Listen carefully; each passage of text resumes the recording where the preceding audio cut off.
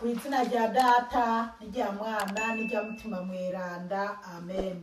Bene wacu dusange ukwemera muri Yezu Kristu ndabaramukije mu izina rya Yezu Kristu nitugire Kristu dusabikanya ijambo ry'Imana dusanga muri Bibiliya mu gitabo c'Abanyaroma ku kigabane caho ca mbere kuva ku karongo ka 18 kugeza ku ka 23. Ijambo ry'umutwe rivuga ngo abantu bacumuye nkana ku Mana, nanone ishavu ry'Imana ririko ririhishura rivuye mu ijuru kubera ububisha bwose n'akarenganyo by'abantu banigisha ukuri akarenganyo.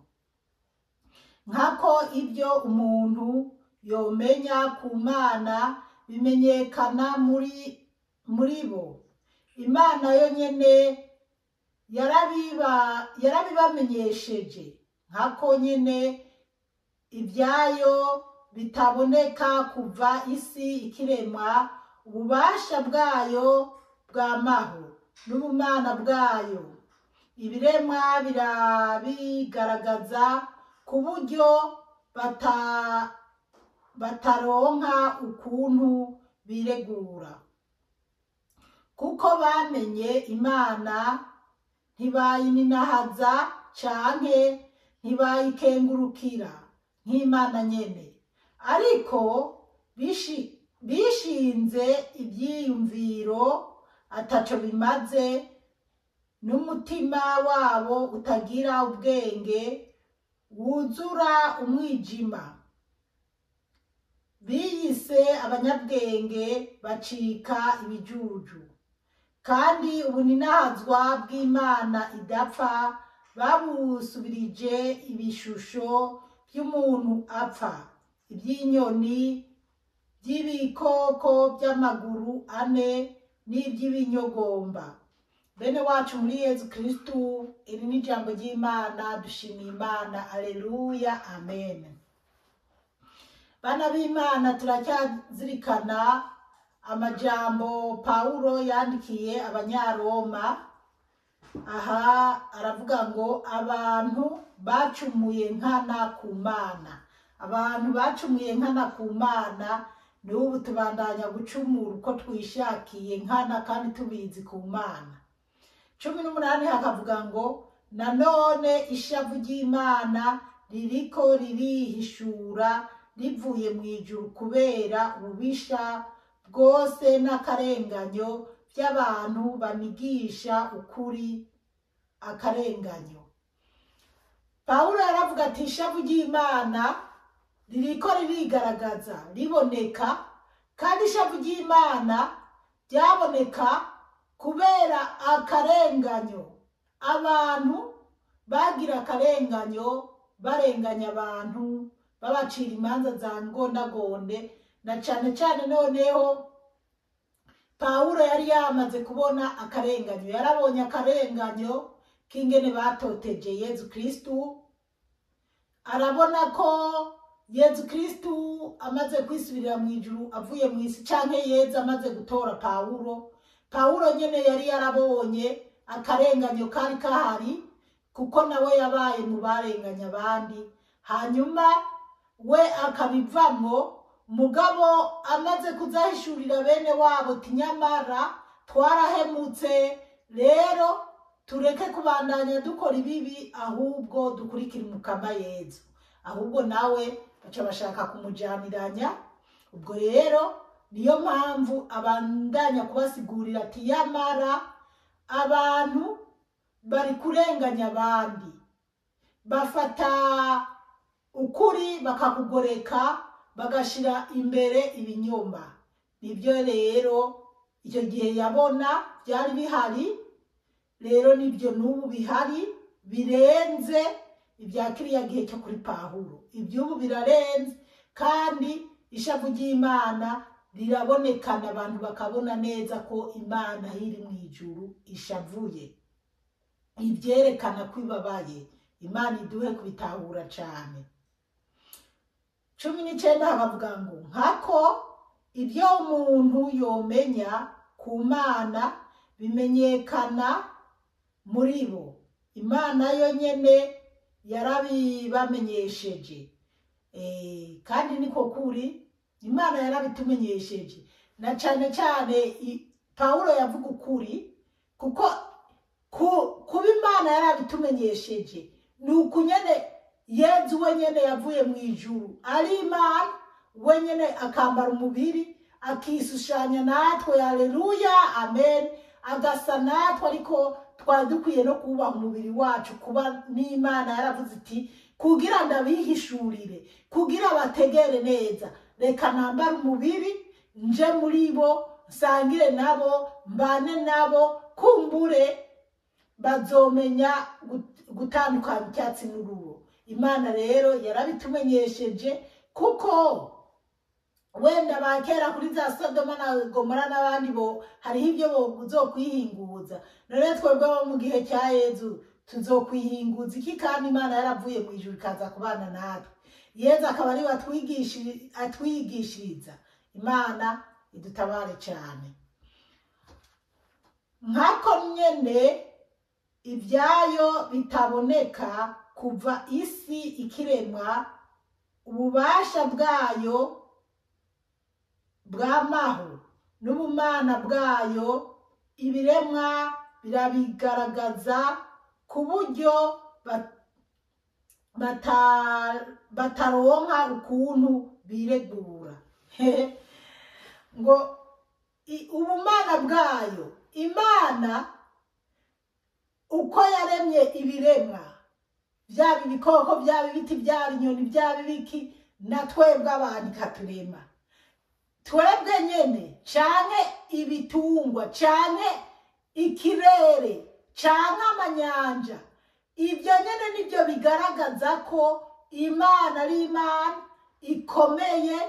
Atari uko tuzoyibona mw'ibarabara iriko iragendagenda, atari uko tuzoyibona yaje kwa Zipora ngwidodore, atari mugabo mu byo yaremye wihereye ko wowe nyene wo kwiyumvira, ese Imana yaremye gute? Ukibaza ukuntu wisanze ku isi, ufise amaso, ufise amaboko, ufise amaguru, ukibaza ukuntu uvuga, ukibaza ukuntu Imana itakugize impene canke ingurube, ukiyumvira ukabona neza ko Imana yari ikwiye kubahwa cane cane n'umuntu yitwa umuntu. Twebwe abantu Imana yahaye ubwenge, tukavuga tugahuza, tugakora ibintu bikemera. Twari dukwiye kuba twokumva neza ko Imana iri hejuru y'ibintu byose, kandi dukwiye guca bugufi tukayubaha. Mugabo turabye iki gihe turimo biragoye, usibye ko iki gitabo gikomeza, tuzokomeza gusigukirwa byinshi mu byo Paulo yari karandikira aba Banyaroma. 2:1 hakavuga ngo kuko bamenye Imana ntibayininahaze canke ntibayikengurukire nk'Imana nyene, ariko bishinze ibyiyumviro ataco bimaze, n'umutima wabo utagira ubwenge wuzura umwijima. Ntibisobanutse ngo kuko bamenye Imana, kuko Imana yaje ntitwayimenya, kandi twayibonye, kandi twagombye kuyimenya. Nta bindi yari karavuga, ni uyu Yezu nyene ijambo ry'Imana. Imana yatuzaniye ijambo ryayo, ho kugira twumve ijambo ry'Imana tukavunamwo amatwi, tugashiramwo ibiti, tugafata ibiti tukavunira mu matwi. Ariko rero reka tuhasubiremo kwaka karongo kugira twongere tugatahure neza. Kuko bamenye Imana ntibayininahaza, kuko bamenye Imana ntibayininahaza. Bana b'Imana murumva aka kantu? Imana yavuye mu ijuru Yezu araza baramumenya, umva bazi yaranazutse barabimenya. Burya byonyene kuba bari bamenye ko yazutse, bajya abasoda bari bacunze imva, bajya nyene nibo bari kwirukanka no kwa Pilato, bakiruka kwa Kayizari, nyuma ari kwa Kayizari, bakiruka bakaja muri babandi ati yazutse kubita ibipfukamiro twaramenje, dusaba imbabazi, turangamire mu ijuru, dusaba imbabazi bwa bundi yari Imana. Muribuka igitambara canke se aho Yezu yari aracikana ku musaraba, ukuntu abari hafi babiraba n'abari mu rusengero babonye igitambara ngere gitabutse, baravuze ati ni by'ukuri uyu yari umwana w'Imana, iyi yari Imana. Mugabo n'ababibonye kwizuka ho kugira bashinga intaha y'ukuri bahawe amafaranga. Rero ntibaninahaza Imana.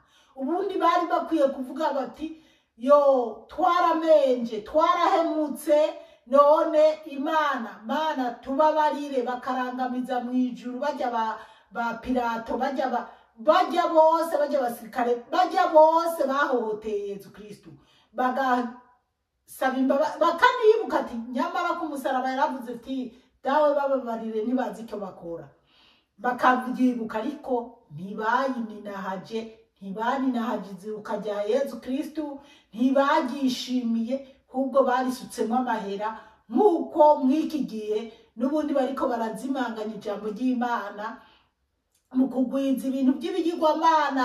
Nubwo hari ahantu hamwe nza guca asigura ko mbese byinshi nagera ku ibi by'ibigirwamana. Imana idutabare cyane. Aha ntibayininahaza canke ntibayikengurukira nk'Imana nyene, ngo canke ntibayikengurukira nk'Imana nyene.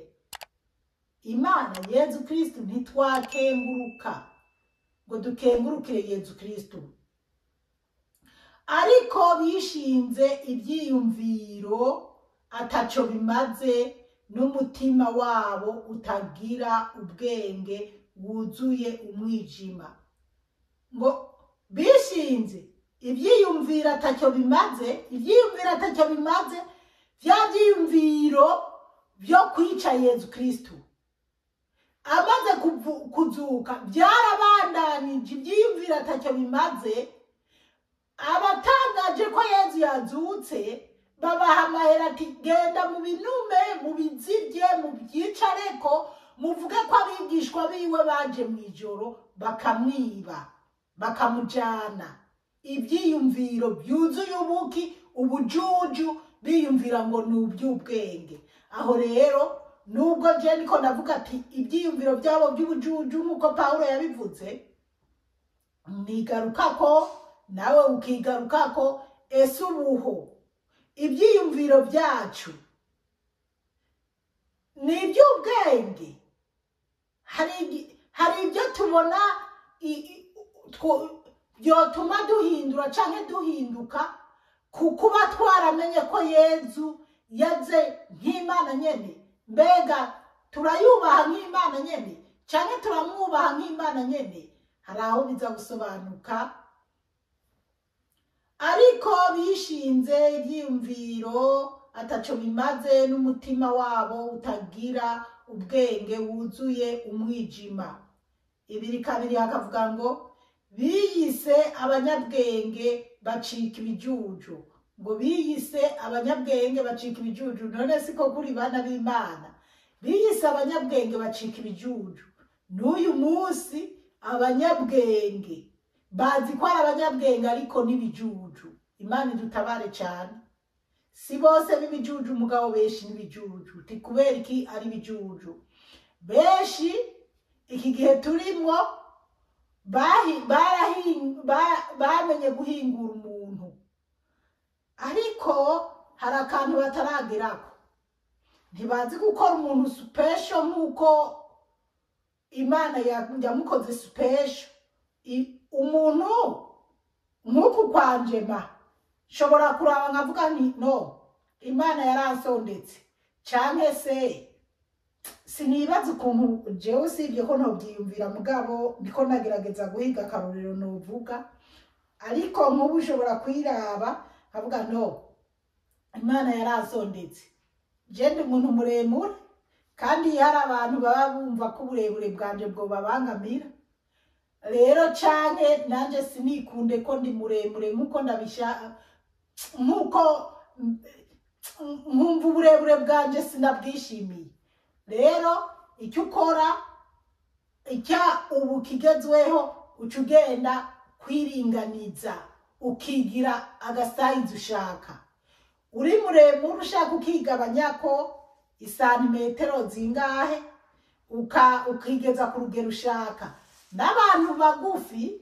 babishaka baragenda bakiyongera bakaba bo babarebare uragenda mwiseta bakagukora neza amagufa yawe bakahimbura ukuntu bakaba boyashiramo proteze canke bakaba boyashiramwo borondera amagufa bakuye mu wundi muntu bakayungikanya bakakugira muremure hanyuma abindazi nini canke abashaka udutaye baragenda bakabagirira udutaye baragenda b'amaboko manini bakayabaga ngira murabizi benshi ariko si mwese muzi ko ibyo bintu bihari ariko benshi abantu bayafise muri ibi bihugu biteye imbere baragenda kwicongesha uko bashaka ubwo rero nabo babivumbuye n'ubujuju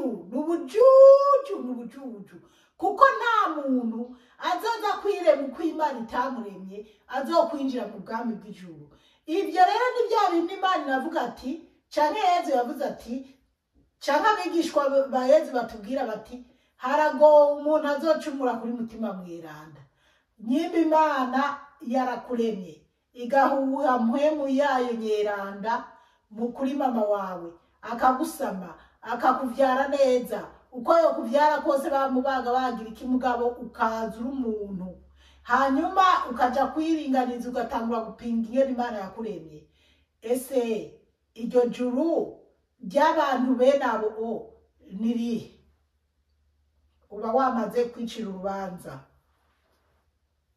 turabandanya ibiri gatatu haravuga ngo kandi ubu ni nahazwa bw'Imana idapfa babusubirije ibishusho by'umuntu apfa cyane cyane aha rero nari nashatse ko tuhagera kandi ubu ni nahazwa bw'Imana idapfa babusubirije ibishusho by'umuntu apfa ubu ni nahazwa bw'Imana idapfa babishubirije mbese turabizi neza Imana ntiyipfa Imana izokwamara Imana gushika ku muhero w'isi umuhero umwe abihinduye abikoze ibyo uko bashaka abononye abahemukiye Imana abo bazocibwa bahere baje mu muriro nyene bishugwe nk'uko nabo bapinze Imana ngaha mw'isi ariko Imana izokwamara Imana ibihe bitazoshira bana b'Imana nyimba turyoherwa no kuba mw'isi mu maraha yo mw'isi y'imyaka 100 y'imyaka 50 kuki tutumva umunezero uzoba imyaka yose turi kumwe n'Imana erega tuze turaraba hariho abantu baba bapfuye bakagaruka mu mubiri bagashinga intahe y'ibyo babonye hari n'abandi usanga bariko baravuga ati sinashaka kuvayo ati nashaka kwigumirayo abantu berekwa ibintu by'ijuru nukuri mu ijuru ni heza hari abavuga ko baba bapfuye bakamara n'iminsi mugabo nanje niyumvira ibyo nama nerekwa gusa niyumviriye nkiri umwana mutoya ukuntu neretswe njanwa mu ijuru nk'ibwantu nari mpagaze mu ijuru n'ibyo nabonye kandi ntagiye kure ngo ndabe hirya no hino ibyo nabonye byari binyegereye Haleluya, amen. Nkibuka ukuntu Yezu yigeze kuba mpamagara mbona nsafira ngenda kwijuru nkahura na Yezu akampezagira. Nkibuka ukuntu Yezu nama mbona asa iyo yangendeye bana b'Imana. Niyo mpamvu Jewe Paul umusavyikazi w'Imana nzima ntiruka n'ivyisi cyane ku buryo no hemuka ngo usange nagiye mu ngeso mbi zotuma nikura ku Mukama. Ndazi ko n'umunyamafuti, ndazi ko nkora ibyaha, mugabo nza ndacunga ku buryo hari ibyaha ntokubaha ukagusubiramo canke kongera gukora byombuza ijuru. Niyo nzi ko nacumuye nirwa mbabaye nkaguma senga ndabwira Imana nukuri aha ndazi ko nakoseje, mugabo umweranda nyamweranda ngo rirenga 10 ibicumuro ibintu nk'ibyo. Rero jewe sindi umweranda ndacumura, ariko hari ibyaha bijana mu rupfu dukwiye gutinya. Imana idutabare cyane, iduhe no kubitahura cyane. Iby'inyoni, iby'ibikoko by'amaguru ane n'iby'ibinyogomba, ibyo basimbuje Imana idapfa. Reka mpere kuri 23 nyene. Kandi ubu ninahazwa bw'Imana idapfa babusubirije ibishusho by'umuntu apfa.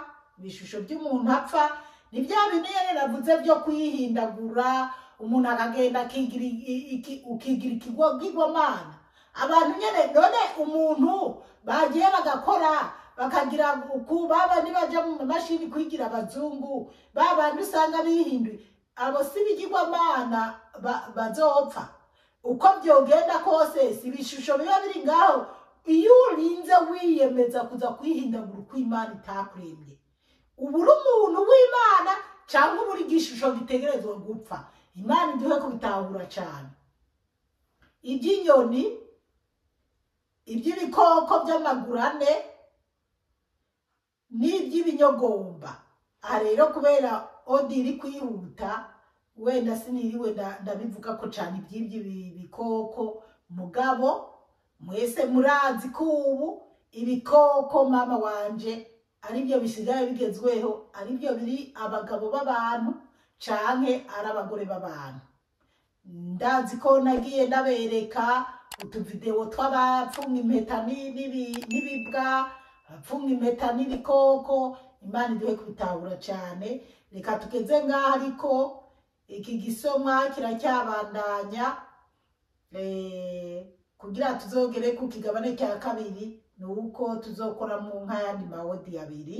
Byoba byiza wumvirijiye ukazokurikirana yikurikira canke n'iya gatatu.